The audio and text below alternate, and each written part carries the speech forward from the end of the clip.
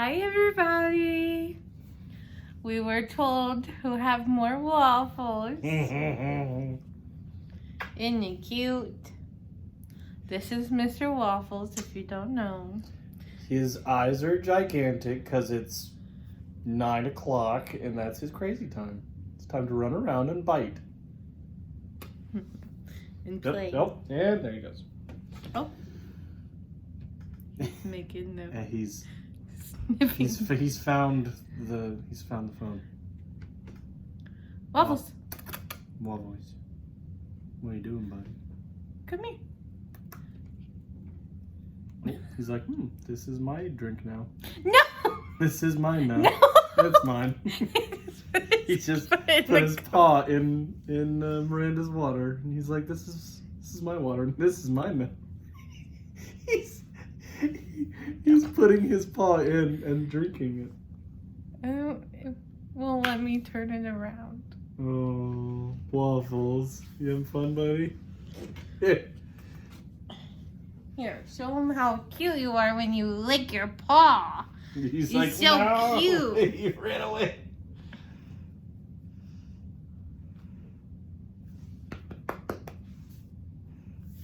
He's done. We tried, Winnie.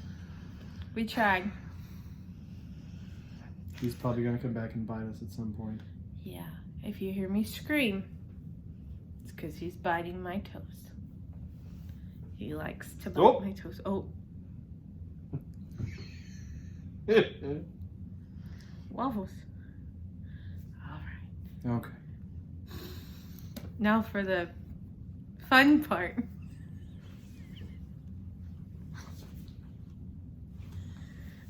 Let's turn the camera here. Jeez. Don't you mess it up. Okay. All right. Fun part.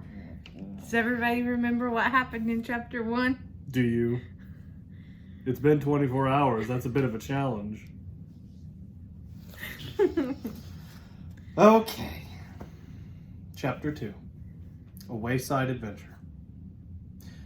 It was nearly noon on the following day when Shasta was wakened by something warm and soft moving over his face. He opened his eyes and found himself staring into the long face of a horse. Its nose and lips were almost touching his. He remembered the exciting events of the previous night and sat up, but as he did so, he groaned. "Oh, Bree," he gasped. "I'm so sore all over. I can hardly move." "Good morning, small one," said Bree. "I was afraid you might feel a bit stiff. It can't be the falls. You didn't have more than a dozen or so, and it was all lovely, soft, springy turf. That must have been almost a pleasant to fall on. The only one that might have been nasty was broken by that gorse bush. No, it's the riding itself that comes hard at first.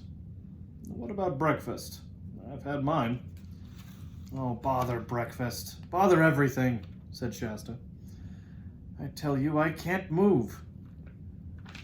But the horse nuzzled at him with its nose and pawed him gently with a hoof until he had to get up. And then he looked about him and saw where they were. Behind them lay a little copse. It's like a small hill. Before them, the turf, dotted with white flowers, sloped down to the brow of a cliff. Far below them, so that the sound of the breaking waves was very faint, lay the sea. Shasta had never seen it from such a height, and never been so much of it before. Never seen so much of it before. Goodness me. Nor dreamed how many colors it had.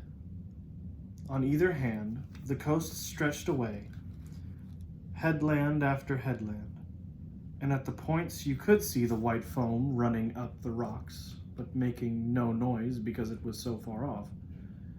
There were gulls flying overhead, and the heat shivered on the ground. It was a blazing day, but what Shasta chiefly noticed was the air.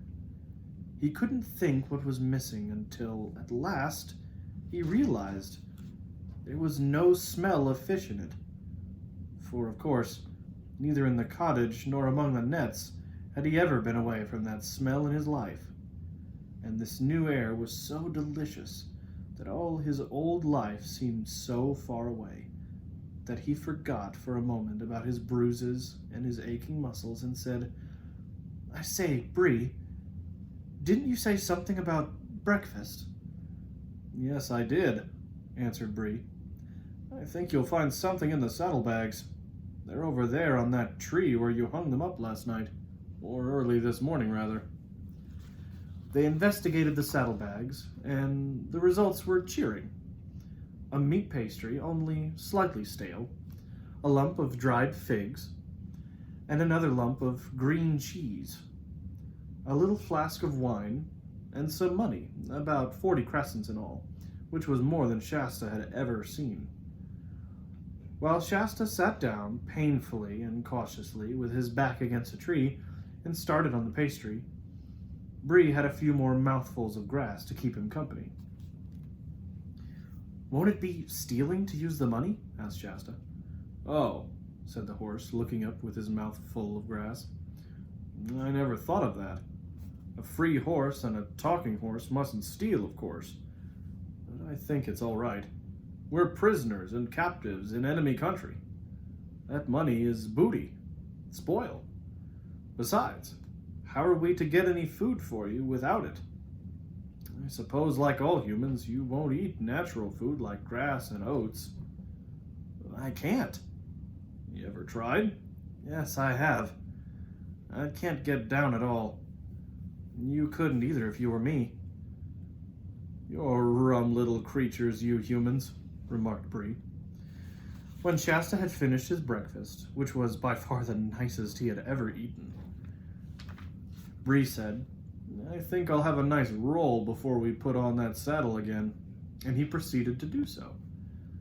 "That's good. That's very good," he said, rubbing his back on the turf and waving all four legs in the air. "You ought to have one too, Shasta," he snorted. "It's most refreshing." But Shasta burst out laughing and said, "You do look funny when you're on your back." "I look nothing of the sort," said Bree, but then suddenly he rolled around on his side, raised his head, and looked hard at Shasta, blowing a little. "Does it really look funny?" he asked in an anxious voice. "Yes, it does," replied Shasta. "But what does it matter?"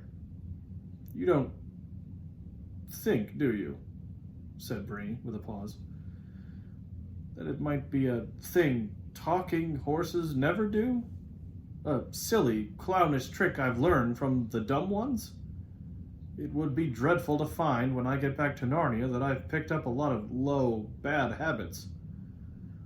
What do you think, Shasta? Honestly now. Don't spare my feelings. Should you think the real free horses, the talking kind, do roll? How should I know? Anyway, I don't think I should bother about it if I were you. We've got to get there first. Do you know the way?" "I know my way to Tashbaan. After that comes the desert. Oh, we'll manage the desert somehow, never fear. Why, we'll be inside of the northern mountains by then. Just think of it. To Narnia and the north. Nothing will stop us then. But I'd be glad to be past Tashbaan. You and I are safer away from the cities." "Can we avoid it?" "Not without going a long way inland. And that would take us into cultivated land and main roads, and I wouldn't know the way. No, we'll just have to creep along up the coast.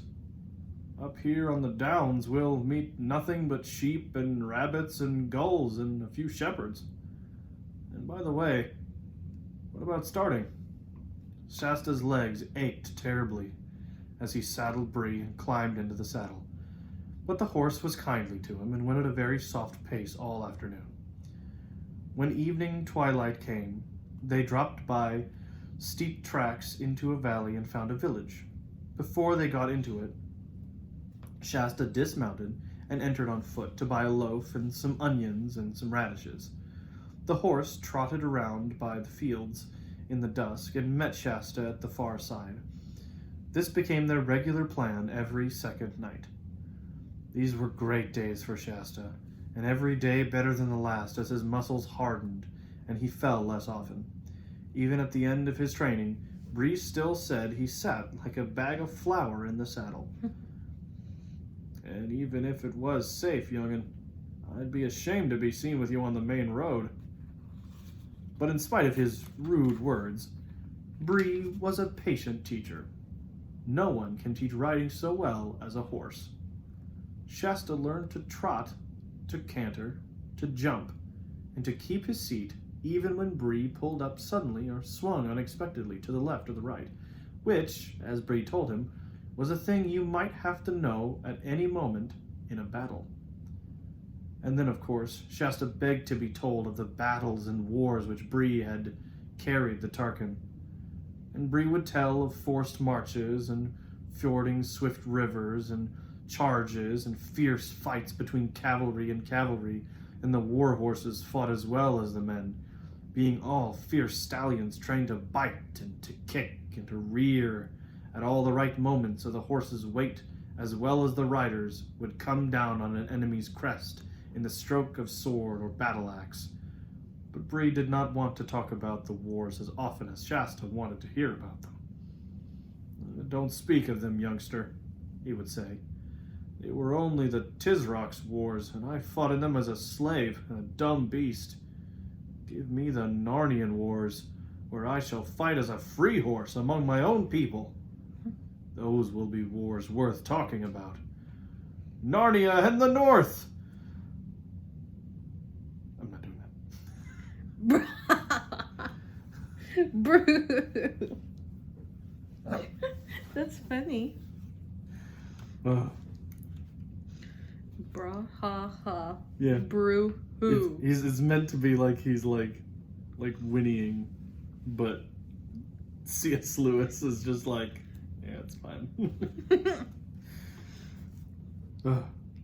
Shasta soon learned when he heard Bree talking like that to prepare for a gallop. After they had traveled on for weeks and weeks past more bays and headlands and rivers and villages than Shasta could remember, there came a moonlit night when they started their journey at evening. Having slept during the day, they had left the downs behind them and were crossing a wide plain with a forest about half a mile away on their left. The sea, hidden by low sand hills, was about the same distance on their right.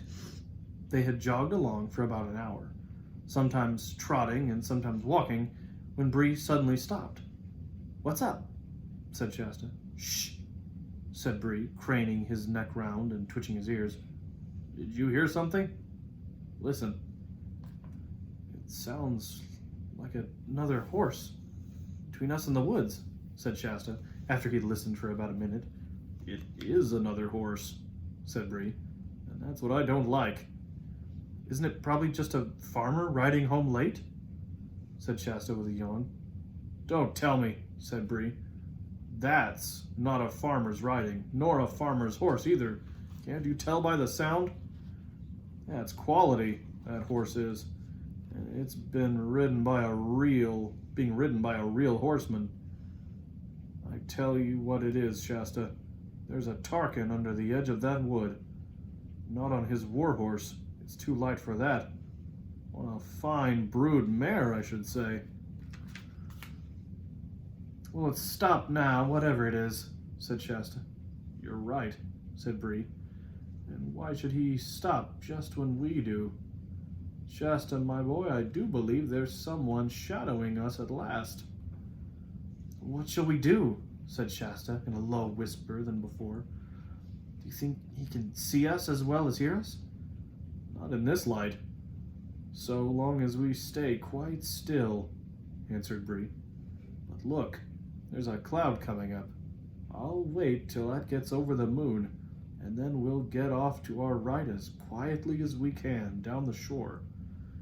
We can hide among the sand hills if the worst comes to worst. They waited till the cloud covered the moon, and then first at a walking pace and afterward at a gentle trot made for the shore. The cloud was bigger and thicker than it had looked at first, and soon the night grew very dark. Just as Shasta was saying to himself, "We must be nearly at those sandhills by now," his heart leaped into his mouth because an appalling noise had suddenly risen out of the darkness. A long, snarling roar, melancholy and utterly savage. Instantly, Bree swerved round and began galloping inland again as fast as he could gallop. "What is it?" gasped Shasta. "Lions!" said Bree, without checking his pace or turning his head. After that, there was nothing but sheer galloping for some time.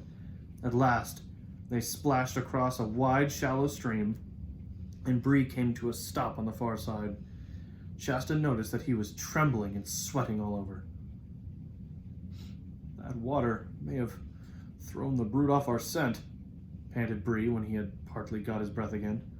"We can walk for a bit now." As they walked, Bree said, "Shasta, I'm ashamed of myself.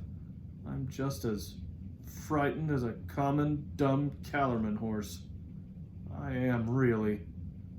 I don't feel like a talking horse at all. I don't mind swords and lances. I can't bear those creatures. I think I'll trot for a bit." About a minute later, however, he broke into a gallop again, and no wonder, for the roar broke out again, this time on their left, from the direction of the forest. "Two of them!" moaned Bree. When they had galloped for several minutes without any further noise from the lions, Shasta said, "I say, that other horse is galloping beside us now, only a stone's throw away." "All the better," panted Bree. "Tarkan on it will have a sword, protect us all." "But Bree," said Shasta, "we might just as well be killed by lions as caught, or I might. They'll hang me for horse stealing." He was feeling less frightened of lions than Bree because he had never met a lion, and Bree had. Bree only snorted in answer, but he did sheer away to his right. Oddly enough, the other horse seemed also to be sheering away to the left, so that in a few seconds the space between them had widened a good deal. But as soon as it did, so there came two more lion roars immediately after one another, one on the right and the other on the left. The horses began drawing nearer together, so apparently did the lions. The roaring of the brutes on each side was horribly close, and they seemed to be keeping up with the galloping horses quite easily. Then the cloud rolled away. The moonlight, astonishingly bright, showed up everything almost as if it were broad daylight. The two horses and two riders were galloping neck to neck and knee to knee, just as if they were in a race. Indeed, Bree said afterwards that a finer race had never been seen in Calorman. Shasta now gave himself up for lost and began to wonder whether lions killed you quickly or played with you as a cat plays with a mouse, and how much it would hurt.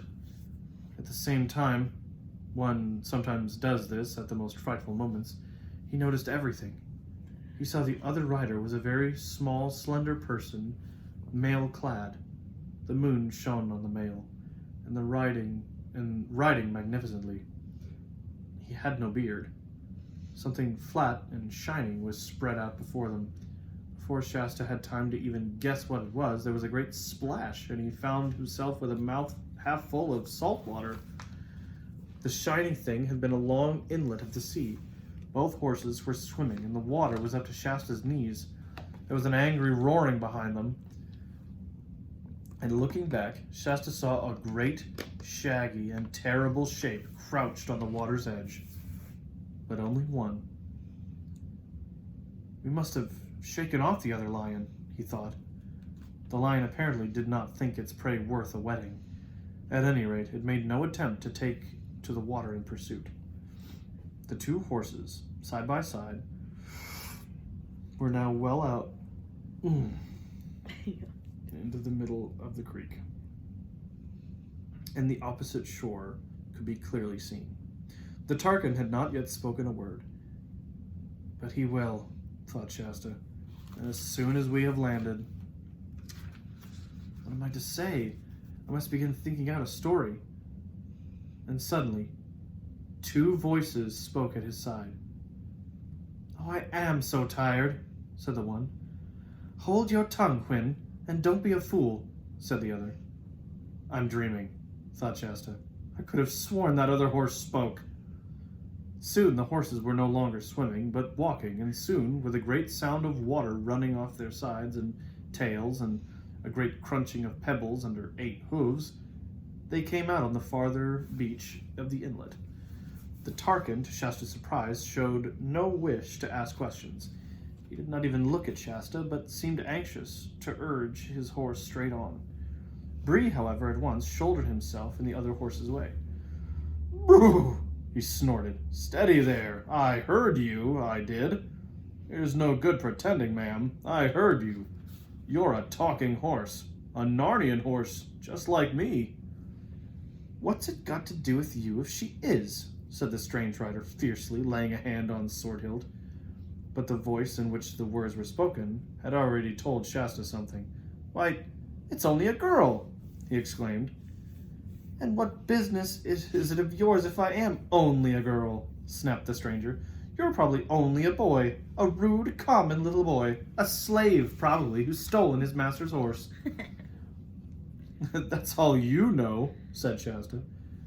"He's not a thief, little Tarkina," said Bree.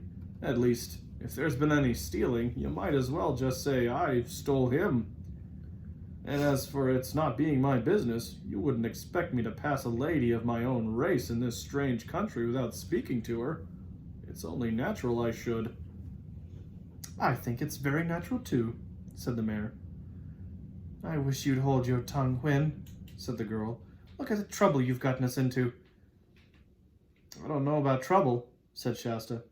"You can clear off as soon as you like. We shan't keep you." "No, you shan't," said the girl. "What quarrelsome creatures these sorry, Bree. What quarrelsome creatures these humans are," said Bree to the mayor. "They're as bad as mules. Let's try to talk a little sense. I take it, ma'am, your story is the same as mine? Captured in early youth years of slavery among the Calorans?" "Too true, sir," said the mayor with a melancholy whinny. "And now perhaps escape?" "Tell him to mind his own business, Hwin," said the girl. "No, I won't, Aravis," said the mayor, putting her ears back. "This is my escape just as much as yours. And I'm sure a noble war horse like this is not going to betray us. We are trying to escape to get to Narnia." And so, of course, it's 4 different people. It's so hard to keep track of. "And so, of course, are we," said Bree. "Of course, you guessed that at once. A little boy in rags riding, or trying to ride, a war horse at the dead of night couldn't mean anything but an escape of some sort. And if I may say so, a high-born Tarkina riding alone at night dressed up in her brother's armor, and very anxious for everyone to mind their own business, and ask her no questions, well, if that's not fishy, call me a cob." "All right then," said Aravis, "you've guessed it. Hwin and I are running away. We're trying to get to Narnia, and now what about it?" "Why, in that case, what's it to prevent us all from going together?" said Bree. "I trust, Madam Hwin, you will accept such assistance and protection as I may be able to give you on this journey." "Why do you keep talking to my horse instead of to me?" asked the girl. "Excuse me, Tarkina," said Bree, with just the slightest backward tilt of his ears, "but that's Calorman talk. We are free Narnians, Hwin and I. And I suppose if you're running away to Narnia, you want to become one too. In that case, Hwin isn't your horse any longer. One might just as well say you're her human." The girl opened her mouth to speak, and then stopped. Obviously, she had not quite seen it in that light before. "Still," she said, after a moment's pause, "I don't know that there's so much point in all going together. Aren't we more likely to be noticed?" "Less," said Bree. And the mayor said, "Oh, do let's. I should feel much more comfortable. We're not even certain of the way. I'm sure a great charger like this knows far more than we do." "Oh, come on, Bree," said Shasta. "Let them go their own way. Can't you see they don't want us? Oh, we do, said Hwin. Look here, said the girl. I don't mind going with you, Mr. Warhorse. But what about this boy? How do I know he's not a spy? Why don't you say at once what you think I'm not good enough for you? Said Shasta. Be quiet, Shasta, said Bree. The Tarkina's question is quite reasonable. I'll vouch for the boy, Tarkina. He's been true to me and a good friend. He's certainly either a Narnian or an Arkenlander. All right, then. Let's go together. But she didn't say anything to Shasta, and it was obvious she wanted Bree, not him. Splendid, said Bree. Now that we've got the water between us and those dreadful animals, what about you two humans taking off our saddles and are all having a rest and hearing one another's stories?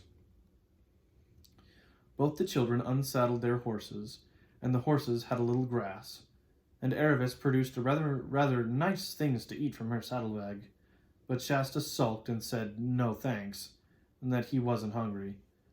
He tried to put on that he thought was a grand and stiff manners, but as a fisherman's hut, it's not usually a good place for learning grand manners. The result was dreadful, and he half knew it wasn't a success, and then became even sulkier and more awkward than ever. Meanwhile, the two horses were getting on splendidly. They remembered the very same places in Narnia, the grasslands above the Beaver's Dam, and found that they were some sort of second cousins once removed. This made things more and more uncomfortable for the humans until at last Bree said, "And now, Tarkina, tell us your story. And don't hurry it. I'm feeling comfortable now." Aravis immediately began, sitting quite still and using a rather different tone and style from her usual one. For in Calormen, storytelling, whether the stories are true or made up, is a thing you're taught, just as English boys and girls are taught essay writing. The difference is that people want to hear the stories, whereas I never heard of anyone who wants to read the essays.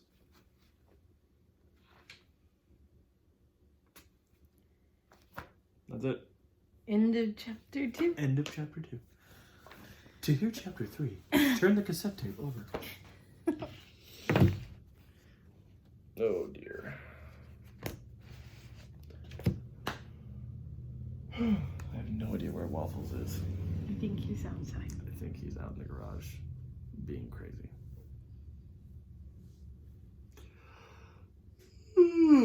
Okay. Well, I think it's bedtime. yeah. Again. All right, well, Okay. we'll see y'all tomorrow. Bye. I hope you enjoyed it.